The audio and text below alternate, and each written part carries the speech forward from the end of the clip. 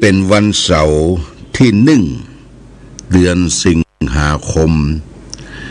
พุทธศักราช 2569 ซึ่งตรงกับเดือน10เหนือเดือน8ใต้แรม3 ค่ำที่เป็นวันเสาร์วันหยุดวันเสาร์ทุกเสาร์นั้นทางสำนักปฏิบัติธรรมวัดพระพุทธบาทอุดมน้ำบ่อสาวาก็จะมีการปฏิบัติธรรมไหว้สาเจริญทำวัดสวดมนต์แปลทุกเสาร์ก็ขอเชิญชวนญาติโยมท่านสาธุชนท่านผู้ฟังทั้งหลายที่ได้มีโอกาสที่จะได้ไปร่วมในการประกอบพิธีในวันเสาร์ทุกวันเสาร์นี้ก็เช่นเดียวกันวันนี้ก็คงจะมีฟ้าฝนตกลงมาการไปมาก็จะสะดวกสบายขึ้นก็ขอเชิญชวนญาติโยมทุกท่านเด้อเตรียมตัวเตรียมใจได้ไปไหว้พระพร้อมกันที่กำหนดวันเสาร์นั้นเพราะเป็นวันหยุดวันหยุดแล้วก็เป็นวันคล้ายวันเกิดหลวงพ่อโดยทุกเสาร์เนี่ยนะเป็นวันเกิดหลวงพ่อเกิดวันเสาร์ก็จะได้อยู่วัดอยู่วานำศรัทธาญาติโยมไหว้พระสวดมนต์เดินจงกรมเจริญสมาธิภาวนาก็ขอเชิญชวนญาติโยมสาธุชนทุกท่านได้ไปร่วมกันนักหลายๆในช่วงเข้าพรรษานี่เป็นเรื่องสำคัญเพราะว่าการเข้าพรรษานะคือการปฏิบัติธรรมทุกวันเสาร์วันพระเราก็จะไปร่วมกันวันที่1 สิงหาญาติโยมเดือนสิงหาคมนี้ก็จะมีวันสำคัญเป็นวันแม่แห่งชาติเนอะวัน12 สิงหามหาราชินีเป็นวันแม่แห่งชาติเป็นวันพระราชสมภพของสมเด็จพระนางเจ้าพระบรมราชินีนาถรัชกาลที่9พระแม่เจ้าของชาวไทย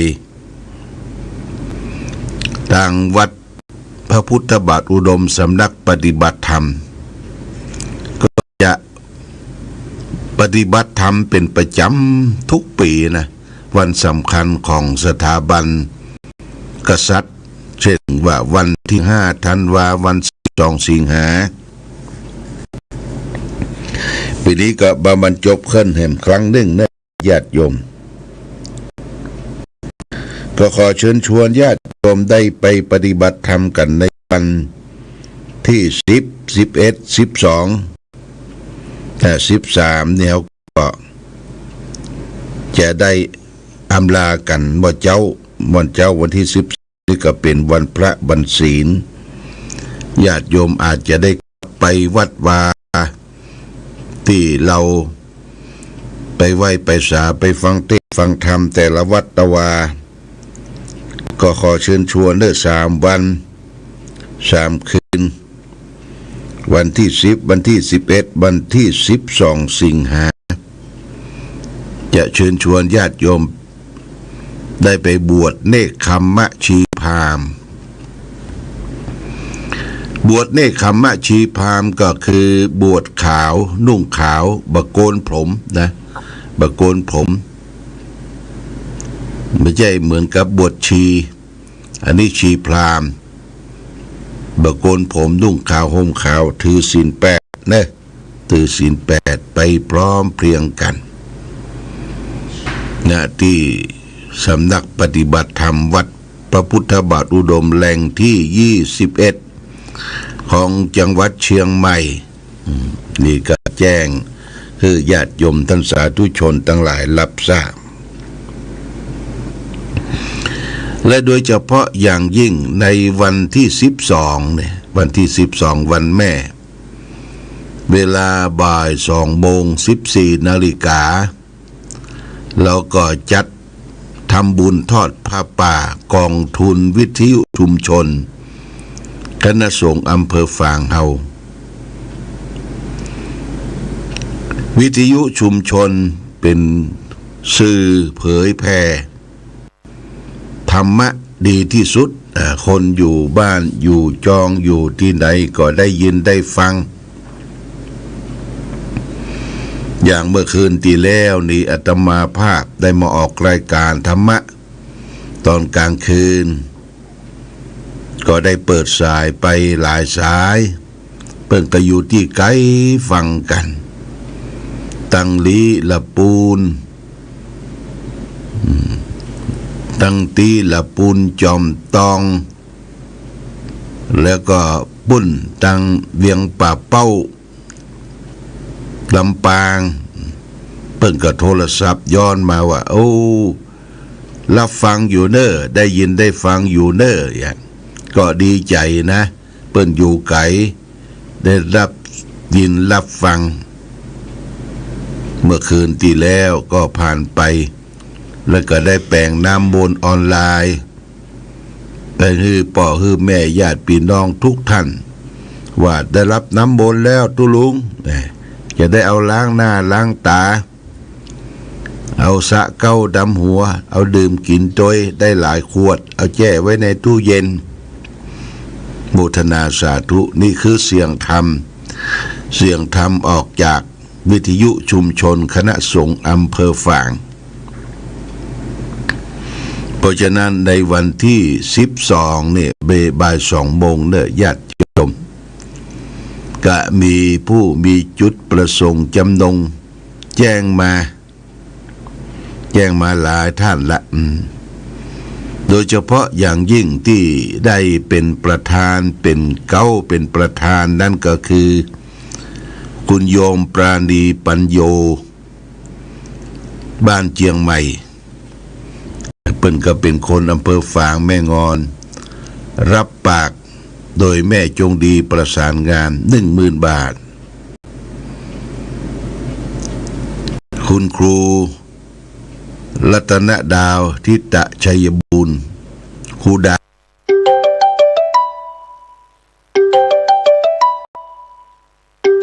1,000 บาทและนอกจากนั้นก็มีคณะชมรมผู้ปฏิบัติธรรมประจำวันเสาร์นี่ก็จะได้รวบรวมกันเป็น 5,000 บาทรวมกองทุนแล้วก็ได้สัก 20,000 บาทแล้วก็มีผู้โทรศัพท์มาอย่างป่อบุญธรรมสั่งคำฟั่นว่าโอ้จะหอมเนื้อตุลุง300โมทนาสาธุแล้วก็ตังละปูนก็มีหลายท่านมันก็ได้โทรศัพท์มาให้มาหอมกันเพื่อสร้างกองทุนเผยแผ่ธรรมะคือแก่ศรัทธาญาติโยมสาธุชนท่านผู้ฟังทั้งหลายทุกวันเสาร์นี้หลวงพ่อก็เอาวิทยุมาจับเบอร์วิทยุ FM มาจับเบอร์เสาร์ละ2 เครื่องเสาร์นี้ก็จะจับแผ่น2 เครื่องไผโชคดีก็ได้วิทยุไปฟังเอาไว้ฟังธรรมะจากสถานีเปิ่นถ่ายทอดธรรมะฟังธรรมะหรือจะฟังเพลงฟังซอก็ได้โดยเฉพาะอย่างยิ่งวันอาทิตย์นี่ฟังซอกันวันค่ำจากสถานีวิทยุชุมชนคณะสงฆ์อำเภอฝางเพื่อเป็นการสืบสานเสียงปีซอเป็นวัฒนธรรมประเพณีนะญาติโยมนะอันนี้เป็นการเผยแพร่ธรรม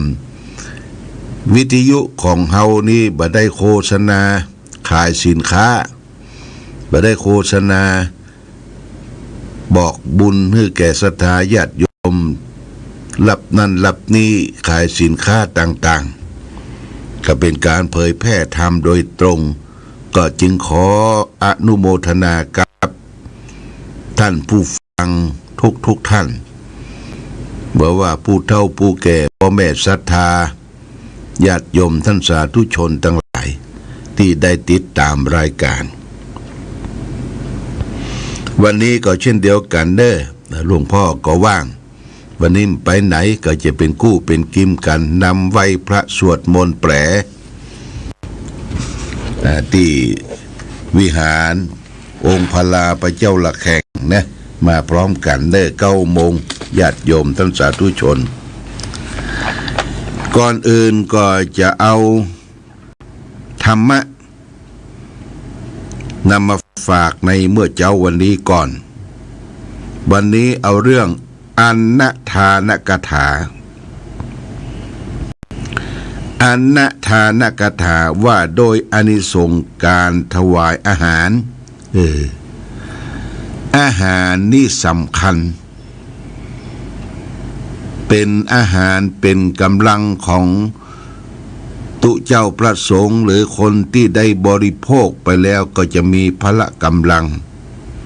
เพื่อจะได้ไปล่ำเรียนศึกษาต่อชู้ภาคเพื่อนอาหารจึงมีความสำคัญพระพุทธเจ้าตรัสไว้ในพระไตรปิฎกสังยุตตนิกายสกัทถวรรคเล่มที่15หน้าที่43พระพุทธเจ้าตรัสว่าเยนังทะตันติสัทธายะวิปัสสันเนนะเจตสาตะเมวะอันนังขชติอัสมิงโลเกปรันหิจะตัสมาวินายะมัจเจรังทัชชาทานังมราภิกขุปุญญานิปรโลกัสสมิงปฏิทาโหติปาตินังชนเหล่าใดมีใจผ่องใสให้อาหารนั้นด้วยศรัทธาอาหารนั่นเองย่อมค้ำชูเขาทั้งในโลกนี้และโลกหน้าเพราะเหตุนั้นพึงกำจัดความตรีเสียข่มความตรีเสียเป็นส่วนตัวมนทินไม่ได้แล้วให้ได้แล้วให้ทานเถิดให้ทานเถิดเพราะบุญทั้งหลายเป็นที่พึ่งของเหล่าสัตว์ในโลกหน้าบุญญานิปรโลกัสสมิงปฏิทาโหติปาตินังเพราะบุญทั้งหลายเนี่ยเป็นที่พึ่งของสัตว์ในโลกหน้าญาติโยมอาหารการกินนี่ญาติโยมก็ได้ฮื้อตานกันเป็นเจือบางทนก็ฮื้อตานทุกเมื่อเจื้อวันโดยการใส่บาตรโดยการไปส่งเข้าวัดโดยการทำบุญสุนทานมีอาหารมันอยู่ที่เราได้เสาะแสวงหาด้วยความซื่อสัตย์สุจริตได้มาบ่ไปเบียดบังบ่ไปฆ่าสัตว์บ่ไปเบียดบังอย่างเอามากินมาทานเป็นอาหารที่เราได้มาด้วยความบริสุทธิ์ญาติโยมมีไอ้อย่างก็ทานไปตามเหตุตามปัจจัยหน้านี้ก็คืออาหารเกี่ยวกับสภาพสิ่งแวดล้อมที่เกิดขึ้นตามธรรมชาติอาจจะเป็นผักไม้ไส้เครืออาจจะเป็นนอนางหางไม้ที่ได้มาหรือเขาบ่ได้ไปเสาะหาก็ไปซื้อตามตลาดที่เปิ้นเสาะหามาขายนะ เสาะหามาขายอย่างนอนางหางไม้เนี่ยโอ้ญาติโยมกว่าจะได้มาแต่ละหางแต่ละนอเนี่ยโอ้ต้องไปบุญกุลหาหมดง่ามหมดคันเนี่ยญาติโยมอันนี้ที่นี่ก็เพราะว่าได้หูได้หันสมัยเจ้นแม่เนาะเจ้นแม่เปิ้นเสาะนางหางไม้มาขึ้นมาขายเลี้ยงลูกเลี้ยงเต้าเกาะกุ่นบุญไปในป่าในห้วยในห้องได้หน่อมาแล้วก็เอามาคัดก่อนนะญาติโยมมากกคัดแล้วก็มัดเต้าอันเต้าอี้เอาไปขายบางทีก็เอาไปแลกเข้าในสมัยก่อนโบราณเดือน12นี่นะเดือน11 12เนี่ยเข้าก็จะมดลุงมดหลองมดยุงเข้าเนี่ยนะยิ่งเลี้ยงลูกเลี้ยงเต้าหลายผู้หลายคนสตางค์ก็วิตก็ขาดสตางค์เข็มตะก่อนนี่นะก็จะต้องไปเสาะหน่อนางหางไม้พักไม้ไส้เครือเพราะว่าครอบครัวเป็นคนทุกข์คนยากคนลำบากหาเช้ากินค่ำจะต้องอดทนทนสู้เสาะหน่อนางหางไม้พักไม้ไส้เครือไปขายบางทีก็เดินไปขายตามหมู่บ้านใกล้ๆบางทีก็ไปนั่งตลาดแรงตลาดเจ้าตลาดแรงตลาดเจ้าญาติโยมไปจ่ายกาดนะไปจ่ายกาดไปปะคนหรือที่เปิ้นนำของป่าของอย่างมาขายเนี่ยโอ้จะไปต่อเปิ้นนักเด้อจะไปต่อเปิ้นนักมะกันไปซื้อมะกันไป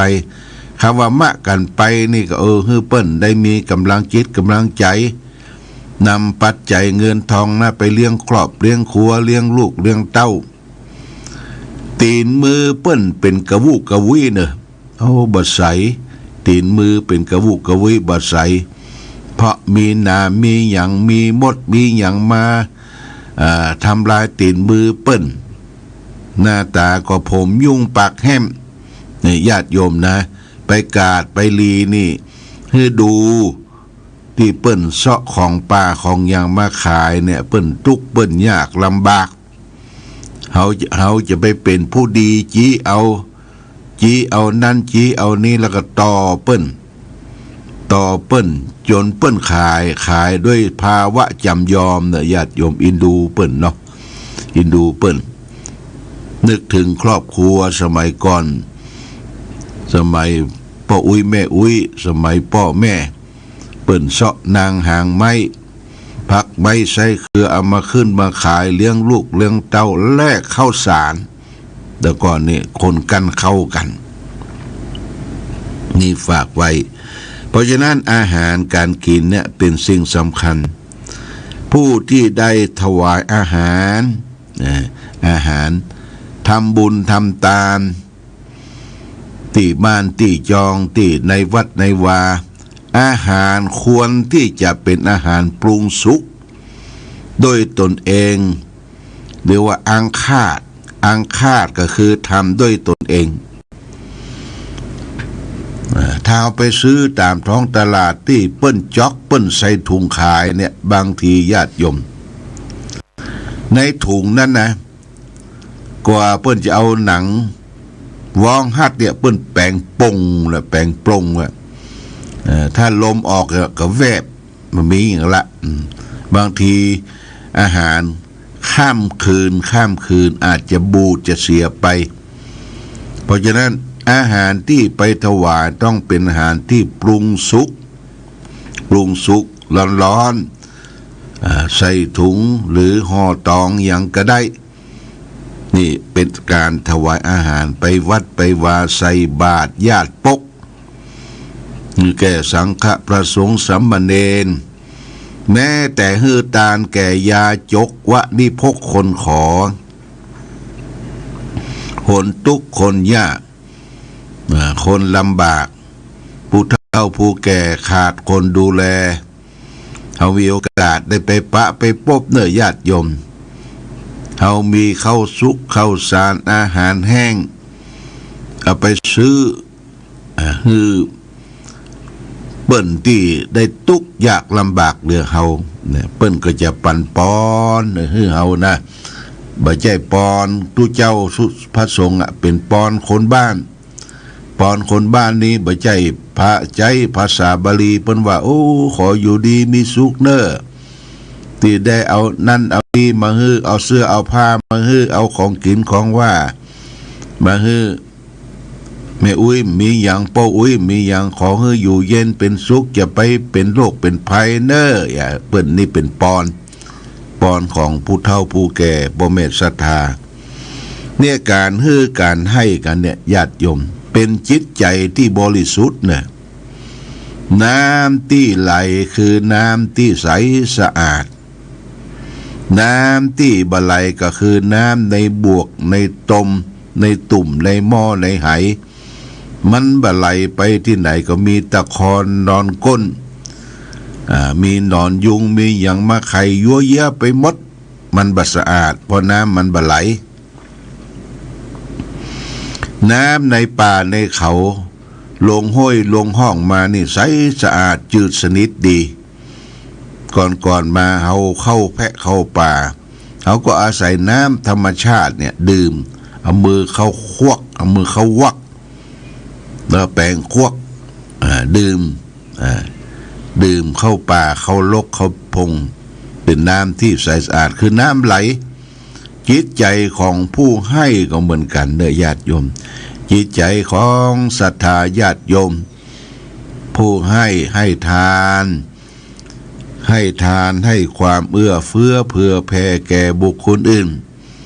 โดยเฉพาะอาหารการกินนี่บะจินะอย่าไปจิมันอาหารการกินทุกวันเสาร์นี่อาจารย์หลวงพ่อก็ต้องเป็นเจ้าภาพทุกวันเสาร์นะทุกวันเสาร์นี่ก็ทำอาหารเลี้ยงญาติโยม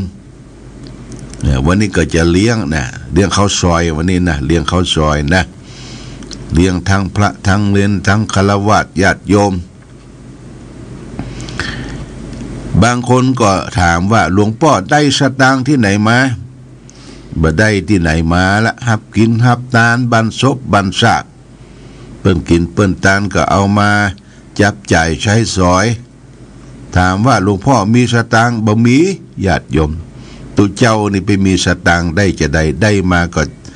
ทำบุญทำทานจ่ายไปค่าน้ำมันลดพ่องค่าอย่างจิปาถะ